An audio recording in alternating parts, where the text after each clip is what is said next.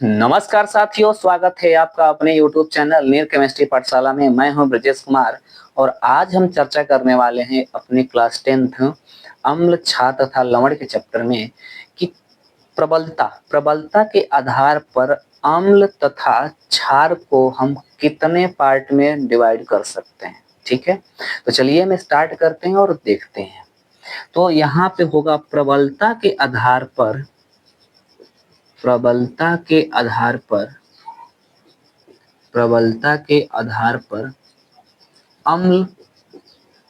अम्ल के प्रकार। ठीक है, अम्ल के प्रकार, प्रबलता के आधार पर अम्ल के प्रकार। ठीक है, प्रबलता का मतलब होता है कि जैसे प्रबल जब भी बात करें तो आप जानेंगे ना कि कोई तो दुर्बल होगा। तो एक प्रबल है और एक दुर्बल है। तो हम अम्ल देखेंगे कि कौन से अम्ल प्रबल हैं, कौन से अम्ल दुर्बल हैं। तो चलिए हम स्टार्ट करते हैं और देखते हैं। देखिए, हम इधर लिखेंगे प्रबल अम्ल, इधर लिखेंगे दुर्बल अम्ल। ठीक है, प्रबल अम्ल और दुर्बल अम्ल। प्रबल का मतलब होता है बहुत पावरफुल, दुर्बल का मतलब होता है बहुत कमजोर। ठीक है, आप जानते हैं ना, प्रबल जो प्रबल होता है दुर्बल वाले को दबा के रखता है। ठीक है ना, जैसा वो कहता है कि तुम ऐसा करो, ना। ठीक है, तो ऐसा इसमें भी होता है। तो देखो, प्रबल अम्ल की हम बात करेंगे तो पहला हो जाएगा HNO3। ठीक है, HNO3 ये क्या है? इसको बोलते हैं हम नाइट्रिक अम्ल। ठीक है, नाइट्रिक अम्ल बोलते हैं। ठीक है, दूसरा होता है हमारे पास HCl, जिसको हम क्या बोलते हैं? हाइड्रोक्लोरिक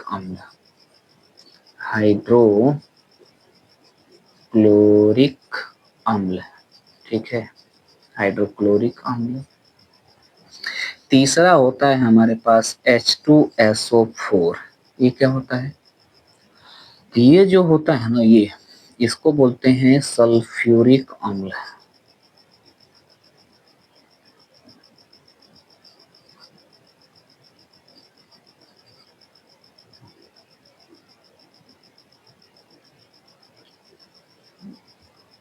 इसको बोलते हैं हम सल्फ्यूरिक अम्ल। ठीक है, नेक्स्ट फोर्थ की हम बात करें, अगर प्रबलता के हिसाब से देखें तो HNO3 हो गया, HCl हो गया, H2SO4 हो गया।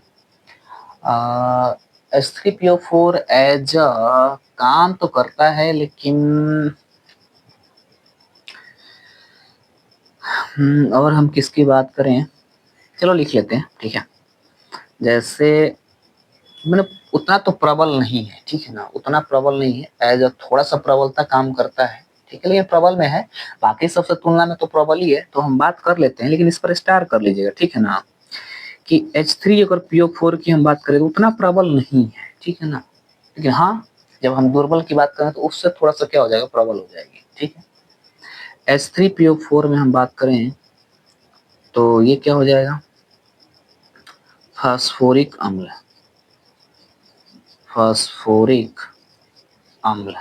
ठीक है, फास्फोरिक अम्ल। ठीक है, हाँ? ठीक है, क्लियर है? चलिए, थोड़ा सा 1 मिनट हमें समय दें।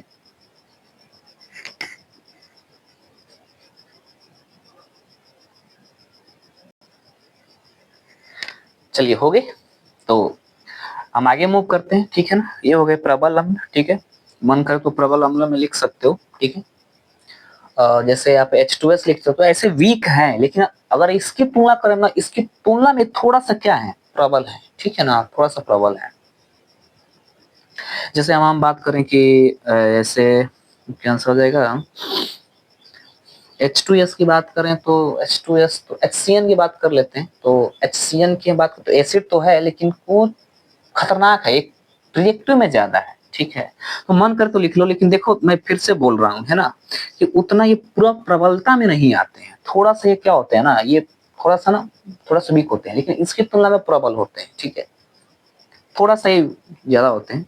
मैं फिर स्टार लगा दिया हूँ, ठीक है। मेनली प्रबल तो आपके यही है, ठीक है। तो मन करे तो आप यहाँ पे HCl, तो ये क्या हो जाएगा, हाइड्रोजन साइनाइड हो जाएगा, हाइड्रोजन हाइड्रोजन साइनाइड, ठीक है, साइनाइड। छठा मन करे तो लिख लो, जिसको हम बोलते हैं HBr लिख लो, हाइड्रोजन ब्रोमाइड, ठीक है, हाइड्रोजन ब्रोमाइड, ठीक है। मैं फिर से बोल रहा हूँ, मेनली प्रबल आपके ये हैं, थोड़ी सी प्रबल ये है, ठीक है ना, इसके तुलना में, ठीक है, ये बहुत प्रबल है। अब यहाँ पे पहले पॉइंट की मैं बात करता हूँ, ठीक है। जैसे जैसे यहाँ पे देखो CH3COOH, इसको बोलते हैं एसिटिक एसिड, एसिटिक अम्ल, ठीक है। देखो ये बहुत वीक है। दूसरा आप H2S लिख लो, ये भी एक वीक है। ये है हाइड्रोजन सल्फाइड, हाइड्रोजन सल्फाइड, ठीक है। तीसरा आप लिख लो H2CO3, इसको बोलते हैं कार्बोनिक अम्ल, कार्बोनिक अम्ल बोलते हैं, ठीक है। चौथा आप क्या लिखोगे, ठीक है,